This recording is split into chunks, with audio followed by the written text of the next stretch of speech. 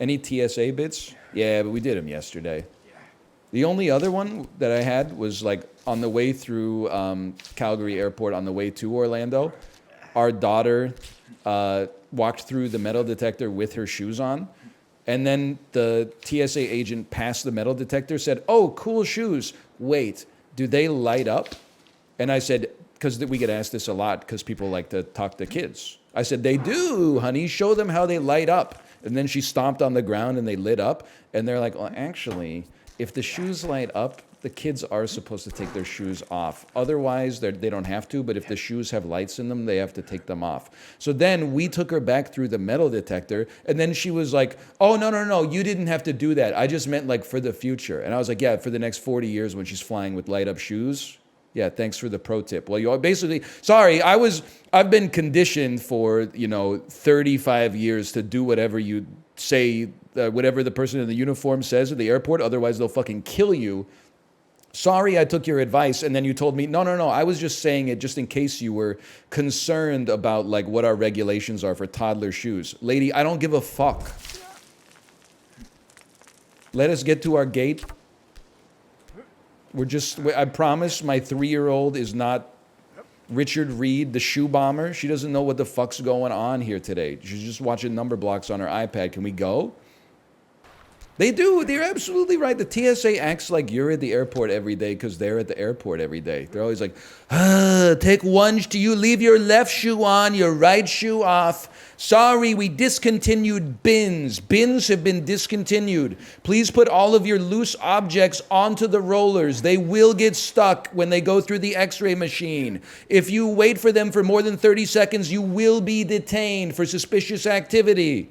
Take your hat off. Did I tell you to take your hat off? Why are you taking your hat? Hold your hat in your hands. Sir, I said nothing in your hands. Like, just chill out, bro.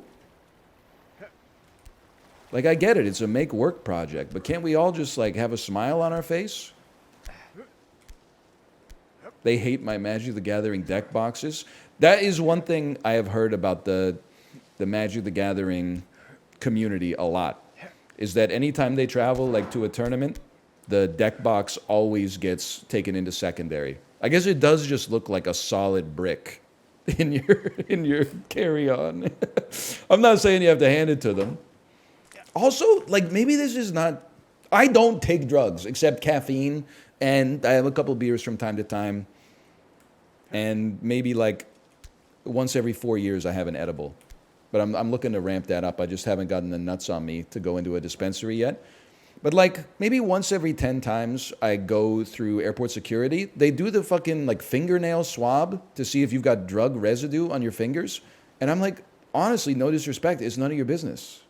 If I fucking did heroin yesterday, I'm not bringing it on the airplane. You got my suitcases. You're putting my shit through the X-ray. What does it matter to you if I was snorting Hollywood with like a Ben Franklin bill yesterday? It's none of your business. It's for explosive based material. Well, now I feel offended. Now I feel profiled. I thought they thought I was addicted to illegal narcotics, and I was like, listen, I get it. Wrong, but I get it. Now I'm like, hey, just because that, every Jerry Bruckheimer movie has a bald villain, that doesn't mean we're all bad, man. There's probably way more bad people with hair than are bald, statistically speaking. It's not the hair that make it the man, it's the manners. Oh, all right, next time. John Malkovich and Con Air. That shit is not real, motherfucker. How many bald evil men in history are there? There's a few. Mussolini was bald, right? Was Franco bald? Franco was bald. Okay, I mean, that's two that I'd rather not have on my team, to be honest. I thought I was building a good argument, but instead I'm like, you know what, maybe we are evil. Reagan? Thank you, Ronald Reagan. Quite the head of hair on him, wouldn't you say? The Unabomber couldn't be hairier.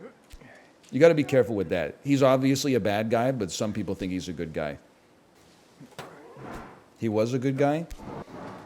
I'm just going to... He was blowing up motherfuckers with mail bombs, bro. It's not a, listen, in the opening line of the manifesto, if you don't read the rest of the manifesto, you're kind of like, okay, 1 second, let me see what he's saying about this. The Industrial Revolution has been a disaster for society.